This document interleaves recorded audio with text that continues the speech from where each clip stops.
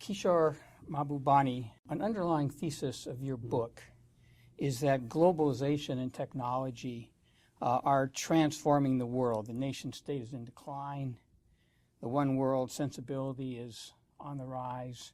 A kind of new global civilization, as you call it, is emerging. This is powerful change, big change. What makes you so sure and confident that it won't unleash major global disruption?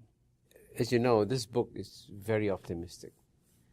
And I give tremendous reasons, many reasons for the optimism. But the fundamental change that I speak about, and about how we have created a new world order, I describe it through the use of something which I call the boat metaphor. And I say that before the contemporary era of globalization, when humanity lived in 193 separate countries, it was as though they were living in 193 separate boats, with captains and crews taking care of each boat, and rules to make sure that the boats didn't collide, they could pass each other. But today, as a result of the world having shrunk, become interdependent, interconnected, 7 billion people no longer live on 193 separate boats. They live in 193 separate cabins on the same boat. But the problem is that you have captains and crews taking care of each cabin, but no one taking care of the boat as a whole. So the greatest challenge I see for humanity today is that this is why we need to strengthen institutions of global governance. And I think it can be done, as I explained in the book, it can be done quite easily. Of course, there will be challenges. There will be disruptions. History never moves in a straight line. There will be ups and downs and so on and so forth. But at the end of the day, the reason why I am optimistic, as I say, we're creating a new civilized global order. Because the number of people who've been educated in the world, who've been exposed to modern science, to modern reason and logic, is the largest it has ever been in human history. The global middle classes are exploding. So this new, in a sense, more intelligent global community will, I think, converge on a more reasonable world order. Mr. Mahbubani, some of your previous books have been described in the Western press as anti-Western and, quote, denunciations of wicked U.S. power. Now, you deny any such sentiments in your book. Yeah. But if I were to sum up what you're saying in part, I would say that what you're saying is that the 88% of the world that is not Western is catching up very fast and is going to overtake the 12% that is Western. And that you are saying to the 12%, listen, you have to accept your 12% status. You're no longer going to get a disproportionate share of the global wealth and power. So get over it. Adjust. Is that a fair summation? Well, that's a somewhat harsh summation, and I would put it more diplomatically than you do. But you see, the difference here is that, as you know, you have rules like this absurd rule that to become the head of the IMF, you must be European. To become the head of the World Bank, you must be American. And that rule disqualifies 88% of the world's population from running the world's most powerful economic organizations when the economic center of gravity, as you know, is shifting to Asia. So these are absurd, anachronistic rules that have to go. And the sooner that the West adjusts to this, it is better. But at the same time, I must emphasize that the world I envisage is a happy one for the West, because I make the point that the 88%, when they become successful, they don't want to dominate the West. They don't want to say, hey, you dominated us before, now it's our turn to dominate you. That's not the overwhelming sentiment. In fact, what they want is to replicate the West. They want to create within their societies the same kind of comfortable, peaceful, prosperous, middle-class societies that the West has created. So it is a world order. And I also say in some ways that the American project has succeeded. As you know, as a dean of a school of public policy, one of the most painful things I had to do in this book was to praise business schools. Because I say that the spread of the MBA, American MBA around the world, has produced a whole new cadre of elites in East Asia with American-trained MBAs who don't want to make war, who want to make deals, you know. And the reason why trade is exploding in East Asia is because all the leaders now want to say, hey, what's the point of fighting each other? Let's make a deal. You win some, I win some. We are both winners. So let's carry on doing it that way. So that, in that sense, America has actually civilized the world. And yet America is not aware that it has civilized the world. But you're expressing a great deal of confidence that the 88%, having adopted and embraced Western values, as you say in the book, will embrace also policies and practices and outlooks that will protect the 12% when it no longer can protect itself through power and wealth. And I find myself wondering whether there isn't maybe perhaps just a little bit of naivete here. Why would the 88% be so? You're also quite stark in your presentation of how the 88% feels about some of the abuses, perceived abuses of the West over the course of its 300-year hegemony. So why wouldn't the 88% be more harsh in terms of its dealings with the West in the future? I would say the short answer, and throughout this book, by the way, I don't appeal to ideals, I don't appeal to altruism, I appeal to selfish national interests. And so I think it's in the selfish national interests of the rest of the world to work with the West, because the West is still by far the most successful societies, the best universities in the world are still in America.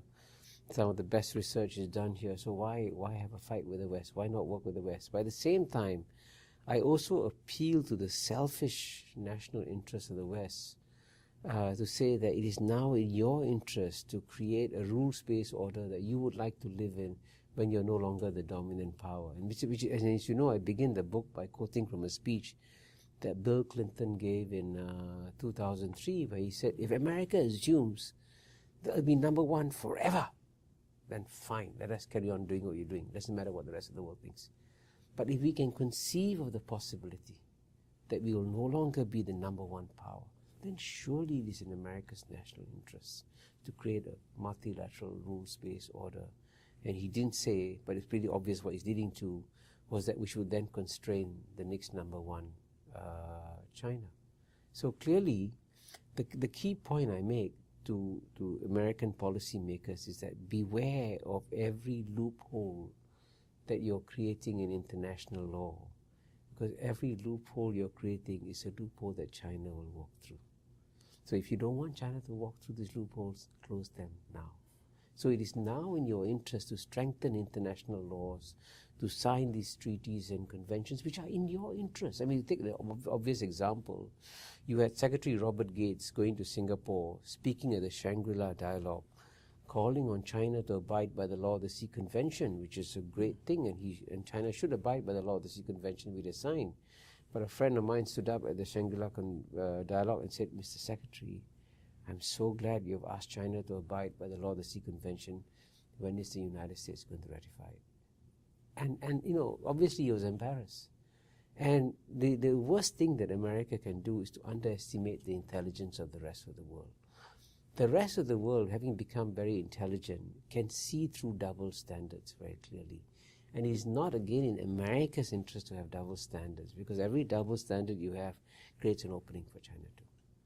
You talk a lot in the book about the relationship between the United States and China, and you suggest that history tells us that when a number one power in the globe or in any geopolitical setting is faced with the relinquishing its number one status to a rising power, that often that leads to conflict. Yes. And that's yet, only been true for 2,000 years. That's absolutely true. And yet you're relatively optimistic about the U.S.-China relationship into the future, notwithstanding this historical reality. Can you explain why you're optimistic? Well, as you know, one of the painful things that I speak about, both in my previous book, The New Asian Hemisphere, and in this book, is Chinese geopolitical competence. Because the Chinese actually have done a brilliant job. They came out of nowhere. You know, one of the statistics I gave is that in 1980, the U.S. share of the global GNP was 25% in PPP terms, and China's share was 2.2% in 1980, less than 10% that of the United States, okay? Now, by 2017, which is only 4 years from now, the US share is going to go down from 25% to 17.6%, and China's share has gone from 2.2% to 18.2%. Now, that's a remarkable rise in history, and yet they've been able to do it without shaking up, upsetting the global order, and without alarming the United States of America. And this was the result of the very wise advice that Deng Xiaoping gave to the Chinese leaders. Take a low profile. Swallow your humiliation. Accept that you'll be insulted from time to time. Wait for your time to come. And don't rock the boat. Because it will come, they're saying. It will come. Mm-hmm. So in a sense, they've been rising very quietly. But you can see already in China, nationalism is rising. So it is not in America's interest, it is not in global interest to see China emerge as an angry dragon. So if you don't want it to emerge as an angry dragon, create the rules of the road that you want the next big elephant to follow. Right now, while you are the number one elephant, create the rules of the road and say this is how the number one elephant behaves. Because everything you do today, do unto thy neighbor as thou would others do unto you.